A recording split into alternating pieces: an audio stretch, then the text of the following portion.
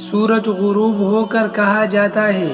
حضرت ابو ذر رضی اللہ تعالیٰ عنہ کہتے ہیں کہ رسول اللہ صلی اللہ علیہ وسلم نے فرمایا، جانتے ہو یہ سورج غروب ہو کر کہا جاتا ہے؟ میں نے کہا اللہ تعالیٰ اور اس کی رسول ہی خوب جانتے ہیں۔ آپ صلی اللہ علیہ وسلم نے فرمایا، وہ عرش تلے جا کر اللہ تعالیٰ کو سجدہ کرتا ہے، پھر طلوع ہونے کی اجازت طلب کرتا ہے تو اس کو اجازت دی جاتی ہے، اور قریب ہے کہ سورج سجدہ کرے اور قبول نہ کیا جائے، اجازت طلب کرے اور اجازت نہ دی جائے، اور سورج سے کہا جائے کہ جہاں سے آیا ہو وہاں سے لوٹ جا، پس آفتاب مغرب کی طرف سے طلوع ہوگا۔ یہی مطلب ہے اللہ تعالیٰ کی اس ارشاد کا، والشمس تجری لمستقر لها، ترجمہ، اور آفتاب اپنے ٹھکانے کی طرف چلتا رہتا ہے۔ آپ صلی اللہ علیہ وسلم نے فرمایا، اس کی قرارگاہ عرش کی نیچے ہے۔